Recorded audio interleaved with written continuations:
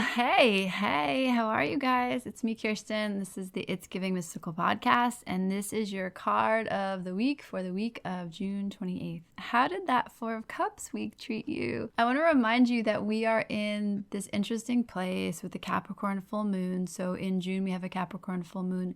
And then also in July, we have a Capricorn full moon, like the very first degree of Capricorn, and I think the very last, or like the 29th degree of Capricorn. Really interesting bookends, like really interesting sense of Capricorn, authority, divine masculine, ambition, the depth of your motivation and its ability to move you into the world, move you through the world. Those two moons kind of bookending this very interesting experience around Capricorn energy.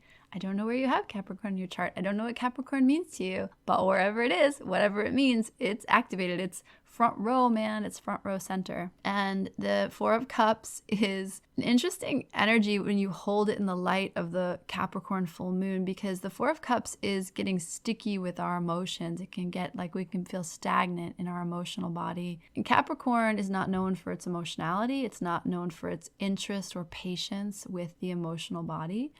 So there's something interesting at play there, and I invite you to bring more width to your emotional expression and more patience to your processing time. Like, just have patience with your processing time. Have patience with the fact sometimes you might get it on one level, you might get it somatically, you might get it mentally, and you can't quite make the progress in the world, or the world might ask it of you and you can't quite get there. You can't quite show up at the starting line ready to go. There's some way in which like the pacing is off, and just have patience with that. Have a lot of compassion for yourself. And I imagine wherever you are feeling that kind of retraction or stuck energy, by the July full moon, that will have resolved itself on many, many levels. And remember, it's okay. Like, remember patience, remember that this isn't all happening to drive you crazy. And the Four of Cups can make us feel like a victim. It can make us feel like, why me?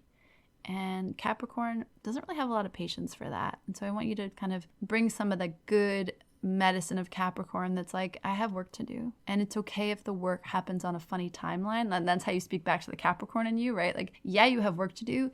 You also have to trust life. You have to trust the way that life is ebbing and flowing, and you have to work with the tides. You have to work with the tides. The card I pulled for us this week is the Queen of Coins, the Queen of Pentacles in the traditional deck. And that feels really good. It feels really good to have a little bit of that grounded earth energy. It feels really good to have that sense of someone watching over you. The Queen of Pentacles is really Earth Mama energy. So it's that sense of being at home in my body, being at home in nature, being at home in the world, being at home with my resources, like trusting my abundance, trusting that I have a right to abundance, trusting that there's plenty not just for me, but for you, and that the trick of scarcity can make it feel like, well, if I have too much of this, what will happen with others? And on the 3D plane, I hear you. Like, I hear you. On the 5D, on this other dimension, that's just not the way it works, where when we invite constriction into our own body, we're feeding constriction into the field. And we want to just have the sense of what I talked about last week. How much space can I take up energetically in a way that feels authentic and integral and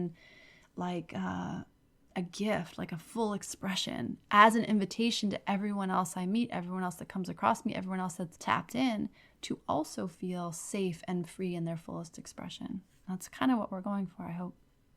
And the Queen of Coins is just a real comfort. Pentacles can get stuck. She can get heavy. She can get graspy. Like the challenge with her, or the weight of her, can be a type of grasping, a type of like, I have to keep it close, like keep my family close, keep my money close, keep my home, like keep the door closed, keep the gates up. Like the build the wall energy, like that idea. If I just had a high enough wall, then everything would be okay. That's the most, like, not unhealthy, but kind of unhealthy expression of the Queen of Pentacles. Like, I have something to defend. The healthy expression of the Queen of Pentacles knows that as I open my hands, more is able to flow through me and flow into the world and flow to the world. And that's the most beautiful expression of the Queen of Pentacles. So in a Queen of Pentacles week, I would imagine that your materiality is going to come up for witnessing. So you might have thoughts or experiences that are very body specific, very money specific, very resource specific. And I hope that you feel held by those things. And the best wish for this week would be that you feel held, you feel safe in your body, you feel safe in your resources, you feel safe in the world. If you are feeling less so, I invite you in a Queen of Pentacles week to really tap into earth energy, tap into the nourishment available to you in the earth. It can be a meditation around gravity. It can be that you go put your feet on the earth. It can be gardening. It can be cooking a good meal. It can be sharing your hands and your health with the world. So volunteering, doing something of service. Again, the Queen of Pentacles has this abundant nature that wants to embrace the world, that wants to give the world a safe, delicious meal. It's like the part of the world that wants us. My cousin Katie always says she wants a crowded table. My cousin's actually a brilliant example of Queen of Pentacles energy, because she's the kind of woman that loves to feed you and care for you in that way and gather people together. And so the expression of this, and it's, when we feel unbalanced in that, to put our hands to cooking food, to put our hands to touching people, rubbing someone's back or holding someone's hand or going to do community service work. There's something about, I have plenty, let me give of myself, let me give of my plenty. And just in a Queen of Pentacles week, I think there's been a lot of movement and a lot of changing and a lot of high speed. And the Queen of Pentacles will slow that down in a way that feels really, really good. So I invite you on this 28th, this week ahead of us, to just kind of enjoy the slowing down of this last week in June and infuse your awareness with gratitude. So thinking about the stretch of this month, the span of this month, so much was defined by the choices you made, and you learned so much by the choices you made, and also the things that got revealed when you waited, when you were patient with choices. The Queen of Pentacles is so patient. The Queen of Pentacles is willing to plant the seed and wait for the tomatoes in August. And then when those tomatoes come, it's like, I feel every drop of rain and sunshine that came down onto this beautiful earth to create this fruit. What's better than a summer tomato? That kind of energy. Queen of Pentacles doesn't miss a thing. Back to my famous Aerosmith quote. They don't miss a thing. They're so in it. They're so aware of how precious this is. And really, the Queen in particular wants to share that.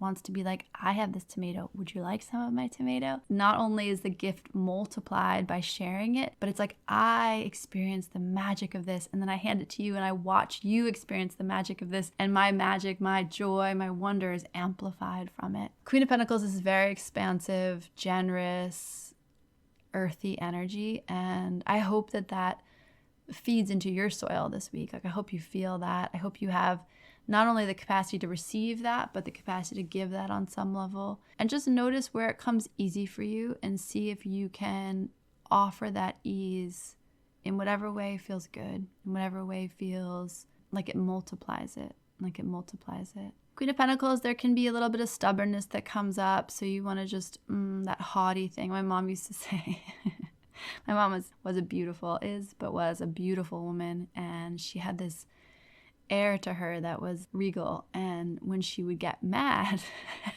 or felt insulted by the way someone treated her at a store or something, she would do this thing, and she called it, she kind of knew it wasn't right, but she would still do it, and she would call it that imperious thing I do. And it's when she would kind of lift her shoulders, lift her chest, and do this, she would act like she was the queen, and how dare you second guess her. Not a lot of fun to be on the other side of as a witness, but it was actually really kind of stressful to witness, but also fascinating to witness. She would just kind of turn this energy on where she became this queen, and it wasn't the best thing, but it was also a really interesting tool she could turn on. But that imperious thing, the Queen of Pentacles can do that too. The Queen of Pentacles can kind of sit in this place of, I demand your attention, I demand your allegiance. If you can't be on your knees before me, then maybe you should go. That can be some of the energy of the Queen of Pentacles. So just watch out for that. Become aware of that. Go put your knees in the dirt. Humble yourself. Humble the energy. Yeah, if that comes up, you think about how can I ground in my own power versus having to diminish yours to feel successful. I hope that makes sense. Okay, Queen of Pentacles. Put her on your altar. Take a look at her. Have her bless your energy, your space, your materiality, so that you can not only feel abundant and safe and held in that, but also feel how nice it is to be generous, to be given so much that you can be generous. And that comes up with the Six of Pentacles when we talk about it. Where does generosity come from? What is generosity? Is it if I give because it's so easy to give? Is it only when I give when I'm forced to give? Is it only when I give when I have so little to begin with? I don't know, but I give that to you as a thought experiment, as something to kind of ponder, this idea of generosity. And is generosity something that can be kind of a self-feedback loop where you can offer something in a way where it expands the enjoyment, the wonder for everyone involved? So much love, Queen of Pentacles. May you feel blessed with abundance and safety and security and wonder at the beauty of this life, of this earth, of this world this week. Talk to you later. Bye.